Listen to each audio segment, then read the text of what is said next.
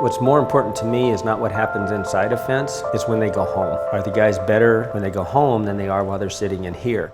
Locking somebody up 24 hours a day and giving them 3 meals and then say go out and sin no more, we'd like to believe that works, but it's proven over and over it doesn't. So you've got to do things that make people vested in life. When they get out, they know how to live life as good neighbors to somebody.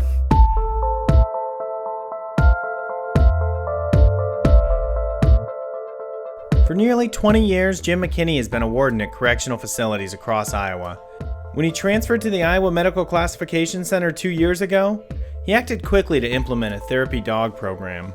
You tell inmates how to be responsible, but telling somebody and actually learning responsibility are two different things. So what I did was realize that a dog is going to teach responsibility because you got to wake up in the middle of the night, take care of them, you have to clean up after them, you have to feed them.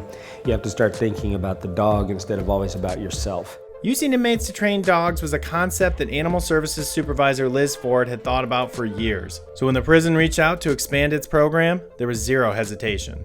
That was the word I needed. It's like, there's no better time, we need to make this happen.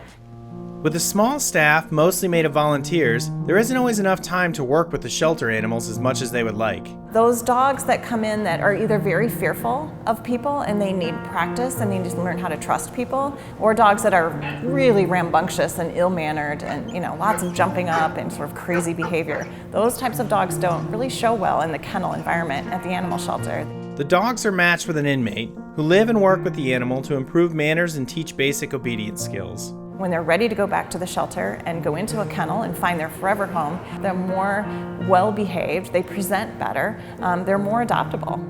Volunteers with the Animal Center work with the inmates to set goals and teach them proper training techniques. A lot of it's just socialization, social skills, being able to stay still when someone pets them, being able to sit quietly and politely at a door, being able to not lunge and jump. And I mean, these are things that we would expect from a pet, but don't always come from the dogs that we're getting in. Their body language is actually pretty amazing once you're able to learn about what exactly they are telling you.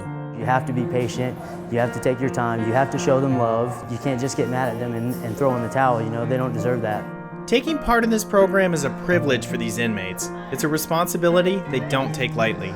These guys are committed to learning about dogs and committed to being the best dog trainers and dog handlers that they can be. It gives them a sense of purpose, they feel good about themselves, they feel like they're giving of themselves.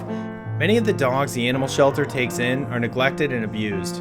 And the process of rebuilding trust is something many inmates can relate to. Some of them are kind of broken when they get here, and well, some of the guys that get here are kind of broken as well.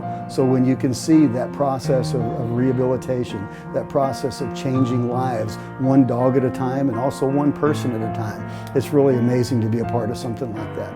A lot of it comes from learning how to deal with yourself and patience and learn how to be compassionate, because a lot of the dogs that we get in here now come from a lot of rough backgrounds. I mean, just like some people that are in here too. So I mean, the matchup is really something unique. You come from the regular prison environment to where you're looked at every day for what you're here for, and then you get to have a dog that is it has no sense of what you do wrong, why, what, you know what I mean? I mean, you get the unbiased attention from a dog. The program uses reward-based training methods, setting a positive environment in the facility. And through the process, they develop strong bonds with their animals. Paisley's kind of the queen around here. She's amazing at what she does. Every day with Sibby is goofy and fun. And through that bond, they learn a tough lesson. They don't know what it's like to love unconditionally and then have to give something up for the better of everything. There are tears. There is joy, though, to know that how they interacted with the dog changed that dog's life to where it now has a forever home. These big guys, they work out all the time, they got tattoos all over them, and you look at them, you're like, that's a tough guy. And then, they take their dog and you just see them break down to the most basest human form. And I mean, it cuts you sometimes, it really, but I mean, in the same point, it kind of returns you to humanity, and you really realize that these people are people too. While only a select number of inmates get to take part in the training program, others still get the benefits of having a pet around. The day brightening factor that these dogs bring is amazing.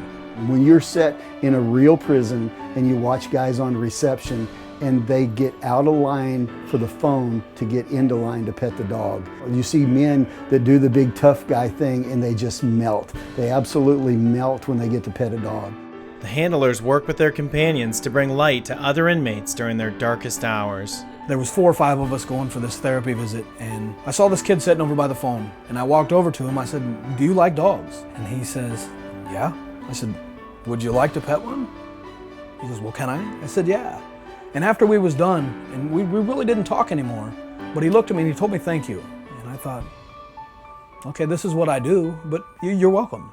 He said, "No, really, thank you." He said, "Because now I'm able to call my mom and have something positive to be able to tell her." Including regular visits to an inmate who has a terminal illness. And here he is, he's gonna die in prison, and he's allowing this dog, and he gets up there and he just hugs her and pets her and loves on her, and you could just see him for that moment being a happy guy. The lessons learned through this program will help guide the inmates as they transition back into society. I haven't always been the most social of people, and so I think this has really forced me to interact with people on a professional level and really learn how to deal with people. This program is helping not only rehabilitate dogs, but it's rehabilitating the inmates, the guys. They're putting their hearts and souls into it. I've never seen a program work as well as a dog program.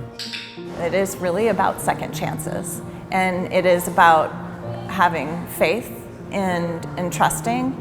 They're all contributing, and that's making inmates better people, and that's our ultimate goal in prisons. It's not to keep people locked up, but to make them better citizens when they go home. And for the inmates, the program is working. Most of us are here for a reason. Literally the idea to be able to help, to be able to do something positive and healthy and good, and to give back to a community. For us to be a part of something like that is pretty amazing.